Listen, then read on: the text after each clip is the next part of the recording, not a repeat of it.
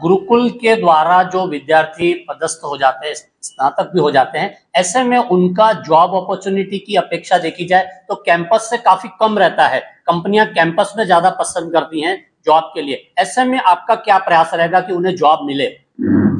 Sir देखिए, हमारा एक और प्रयास गुरुकुलम से शिक्षा लेने वाला यदि योग शास्त्र से यदि करता है तो हो सकता है इंटर्नशिप एक आया है। हम इंटर्नशिप के तहत योग शास्त्र का अध्ययन करके उसको यदि चाहे तो वहां पर भेज करके जो कार्यरत जो कर्मचारी है उसको योग शिक्षा दे करके वो स्वास्थ्य लाभ कराने के लिए हम उसमें इंटर्नशिप करके दे सकते हैं। वहां पर भी उपयोगिता हो सकती है। हमारे जो अभी देखिए जो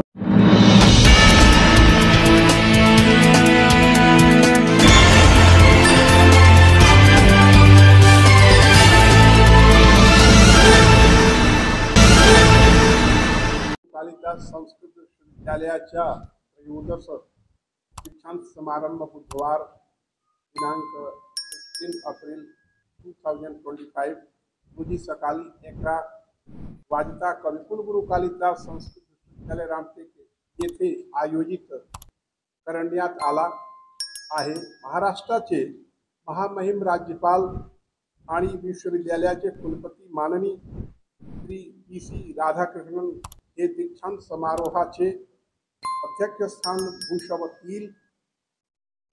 कुलगुरू विशेष उपस्थिती संपन्न होणार।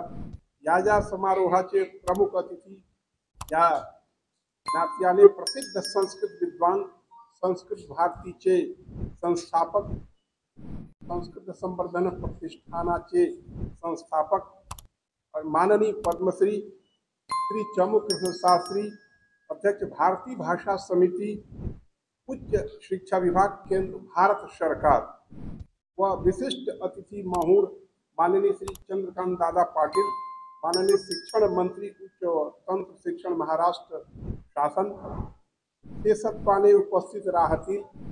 विश्वविद्यालयाचे कुलसचिव माननीय देवानंद शुक्ल, परीक्षा नियंत्रक माननीय केशव मोहरी, व्यवस्थापन परिषद विद्वत परिषदेचे सदस्य, सर्व संकायाचे अधिष्ठाता आणि पदकदान दाते या प्रसंगी विशेषत्वाने उपस्थित राहतील।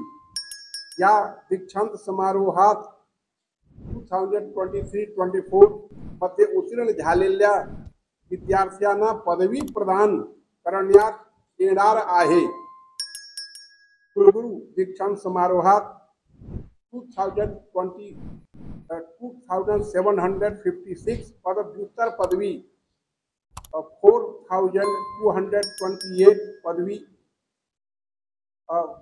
पदवी, 1367 पदविका, 109 पदव्युत्तर पदविका व 97 प्रमाणपत्रासह मुक्त स्वाध्याय पीठ द्वारा 278 पदव्युत्तर पदवी, पदविका व प्रमाणपत्र अशी एकूण 8854 पदवी प्रमाणपत्रे प्रदान करतील। एकूण 50 सुवर्ण पदकासह 14 रोख पारितोषिके देखील या दीक्षांत समारोहात प्रदान करण्यात येणार आहेत। तसेच या प्रसंगी 19 विद्यार्थ्यांना विविध विद्याशाखा अंतर्गत विद्याबारी पदवीने गौरवान्वित करण्यात येईल। इसमें एक विशेष बात है कि विशेष अतिथि माननीय प्रशांत नरवणे, प्रधान सचिव है गवर्नर के, उप सचिव गवर्नर भी उपस्थित रहेंगे। दोनों प्रशासनिक अधिकारी हैं। आपसे एक महत्वपूर्ण जानकारी चाहेंगे। आज की तकनीकी विज्ञान के चलते, भौतिकी विज्ञान के चलते कुलगुरु की शिक्षा पद्धति जो है वो काफी पीछे होते जा रही है। ऐसे में आपका विश्वविद्यालय इसके लिए क्या कर रहा है? अभी जो हम लोग एक जो विश्वविद्यालय द्वारा गुरुकुलम की स्थापना की गई है उसके अंतर्गत एक हम लोग बोर्ड बनाने जा रहे हैं। उस बोर्ड के अंतर्गत प्रथमा 8वीं, पूर्व मध्यमा 10वीं और पूर्व मध्यमा 10वीं और उत्तर मध्यमा 12वीं का एक पाठ्यक्रम तैयार किया। जो सबसे पुराना विश्वविद्यालय संपूर्णानंद संस्कृत विश्वविद्यालय है, वहाँ पर 8वीं 10वीं 12वीं बहुत पहले से 1958 से दी जाती है।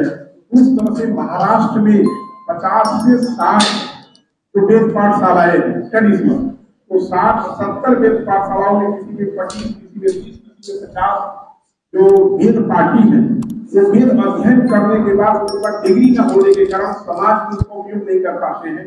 तो हम लोगों ने प्रथमा, पूर्वमध्यमा, उत्तरमध्यमा और शासन से मान्यता के लिए भेजे, सिख शालेय से उसकी मान्यता लेकर के जो ट्रेडिशनल जितने महाराष्ट्र में है पाठशालाएं, उस पाठशालाओं को 8वीं, 10वीं, 12वीं का जोड़ करके डिग्री देंगे, जिससे गुरुकुलम की सुरक्षा हुई। पूरे प्रदेश में हम लोग गुरुकुलम स्थापित करना चाहते हैं। उसे बहुत ही उपलब्धि महाराष्ट्र शासन के लिए हुई और हमारा महाराष्ट्र शासन ने बहुत बड़ा ध्यान दिया है। ट्रेडिशनल की रक्षा करने के लिए उस विद्यालय की स्थापना हुई है। इसलिए हम उस पाठशालाओं को मुख्य धारा में विश्वविद्यालय जोड़ करके वो बहुत प्रतिभाशाली वेद में पूरा घनपाठी कंठस्थ रहता है, इसको ये डिग्री दे करके उसको मुख्य धारा में लाएंगे। हो सकता है कि उसमें से IAS, IPS भी बन सकते हैं और कुछ वैज्ञानिक भी बन सकते हैं, क्योंकि अभी नई सरकार के द्वारा जो नई शिक्षा नीति 2020 आई है उसमें आया है कि संस्कृत विश्वविद्यालय को मल्टीडिसिप्लिनरी यूनिवर्सिटी बनाई जाएगी, बहुविषयक विश्वविद्यालय बनाया जाएगा। तो हमारे कुछ ऐसे पाठ्यक्रम है उसके माध्यम से हम पहले से बहुविषयक विश्वविद्यालय बना है कि अभी आप चर्चा कर रहे थे पराग की। हमारे यहाँ इस समय पूरे एफिलिएशन कॉलेज को लेकर के 1,30,000 से 35,000 स्टूडेंट हैं। इसमें कि यदि जो आधुनिक विषय में पढ़ाते हैं, एक पेपर संस्कृत जरूर पढ़ाते हैं कि भारतीय संस्कृति को ज्ञान होना चाहिए। तो इस विषय में हमारे जो यहाँ पर विद्वान जो हैं, एक बहुमुखी प्रतिभा के संपन्न है, जो यहाँ बैठे हैं, सब संस्कृत के अतिरिक्त आधुनिक तकनीकी को जानते हैं और बहुत छोटी चीजें हम सोचते हैं महाराष्ट्र शासन के द्वारा बहुत पदसृजन होने पर इसको हम इसको कोशिश करेंगे कि आधुनिक तकनीकी से जोड़ करके संस्कृत विश्वविद्यालय को बहुविषयक विश्वविद्यालय को और विकसित किया जाए। सर गुरुकुल के द्वारा जो विद्यार्थी पदस्थ हो जाते हैं, स्नातक भी हो जाते हैं, ऐसे में उनका जॉब अपॉर्चुनिटी की अपेक्षा देखी जाए तो कैंपस से काफी कम रहता है। कंपनियां कैंपस में ज्यादा पसंद करती हैं जॉब के लिए। ऐसे में आपका क्या प्रयास रहेगा कि उन्हें जॉब मिले? सर देखिए, हमारा एक और प्रयास गुरुकुलम से शिक्षा लेने वाला यदि योग शास्त्र से यदि करता है तो हो सकता है इंटर्नशिप एक आया है। हम इंटर्नशिप के तहत योग शास्त्र का अध्ययन करके उसको यदि चाहे तो वहां पर भेज करके जो कार्यरत जो कर्मचारी है उसको योग शिक्षा दे करके वो स्वास्थ्य लाभ कराने के लिए हम उसमें इंटर्नशिप करके दे सकते हैं। वहां पर भी उपयोगिता हो सकती है।